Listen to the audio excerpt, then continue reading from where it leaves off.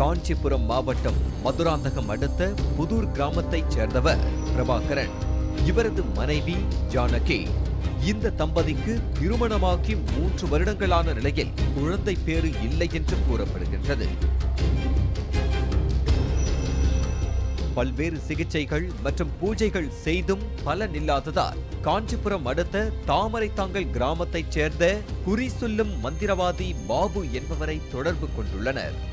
இவர் பௌர்ணமி பூஜை செய்தால் குழந்தை பேறு கிடைக்கும் என கூறி ஞாயிற்றுக்கிழமை இரவு 11 மணி அளவில் தாமரைத்தாங்கல் மனோமோகன் அவென்யூ பகுதியில் உள்ள கட்டி முழுமையடையாத வீடுகள் உள்ள பகுதிக்கு அழைத்துச் சென்று பூஜை நடத்தியுள்ளார். பிரபாகரன் மற்றும் ஜானகியுடன் பூஜையில் ஈடுபட்ட பாபு இவர்களை கண்களை மூடிக்கொண்டு மந்திரங்களை உச்சரிக்க கூறியுள்ளார்.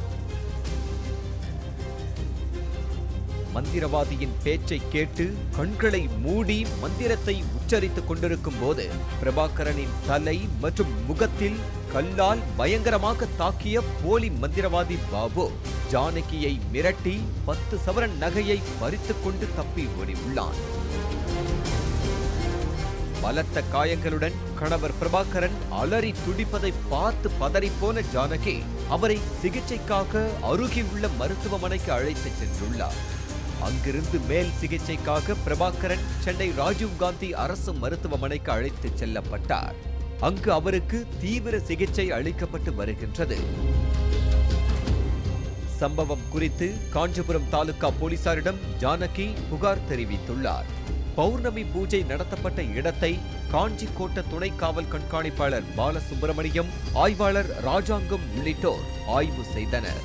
அங்கு விபூதி, குங்குமம், வாழைப்பழம் சிதறி கிடந்தது.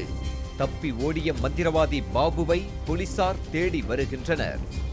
குழந்தை பேறு இல்லாததை சாதகமாக்கி பூஜை எனும் பெயரில் பல்வேறு இடங்களில் மோசடி நடைபெற்று வருவதால் குழந்தையில்லா தம்பதியினரும் குடும்பத்தில் பிரச்சனை இருப்பதாக நினைத்து குறி சொல்பவரை நாடிச் செல்வோரும் எச்சரிக்கையுடன் இருக்க காவல்துறையினர் அறிவுறுத்தி உள்ளனர். பாலிமர் செய்திகளுக்காக காஞ்சிபுரம் செய்தியாளர் ஸ்ரீராம்.